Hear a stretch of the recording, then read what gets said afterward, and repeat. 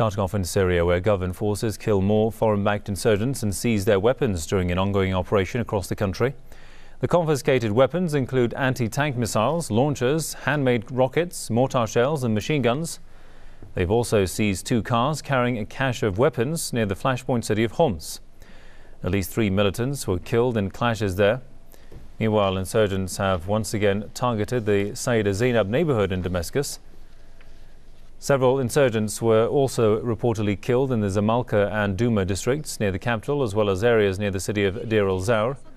The US and its regional allies, such as Saudi Arabia, Qatar, Turkey and Israel, have long predicted the collapse of the Syrian government. But the administration of President Bashar Assad remains intact and functional. The army has also been successful in purging different areas across the country of foreign-backed insurgents.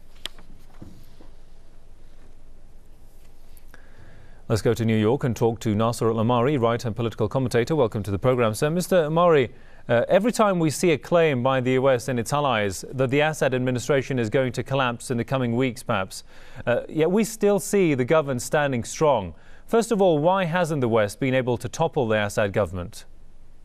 Well, every week we hear that the Assad government and the Assad regime is about to collapse. For the last I would say for the last year or so.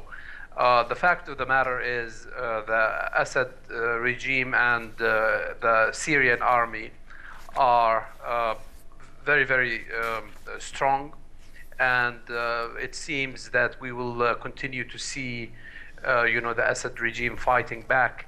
So I doubt that although things on the ground look very, very catastrophic, I don't think that the Assad regime is about to fall.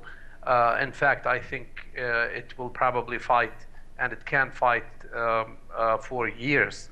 This is one of the strongest armies in the region, and I can't see why some people seem to think that it's about to collapse. Indeed. Now, we've seen that the West hasn't been able to topple the Assad government through military means, as you just mentioned there, and that Muaz al-Khatib from the opposition, or from one of the opposition groups, has resorted to having dialogue with the Syrian government. I mean, how should we interpret this?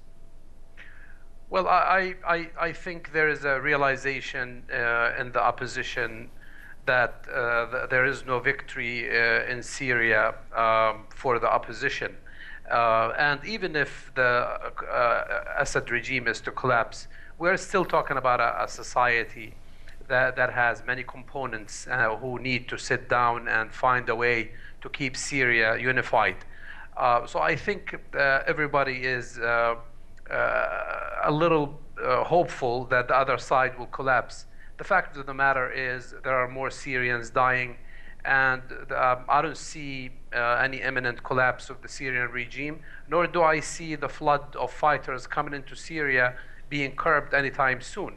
I think what Syria needs at this time is the mediation of a Muslim country that can play a role in bringing the Assad regime and Assad government, as well as opposition. And I think Syria and Iran have expressed interest in bringing the two fighting factions together. And let's hope, for the sake of the Syrian people, that these efforts are successful. And so, at the end of the day, do you think the West will give dialogue a chance? I think there is a growing realization now that involvement in Syria militarily on the part of any Western country will be more catastrophic than the invasion of Iraq. I don't think anybody is willing to jump into the fray in Syria, and therefore I think it's the Syrian people will continue to pay the price until the Syrian regime and the opposition, the insurgents, try to come back together as Syrians and get rid of the foreign fighters who have their objectives and agenda, which are not Syrian at all. Indeed. Naser al-Omari, writer and political commentator from New York. Thanks for your thoughts there, sir.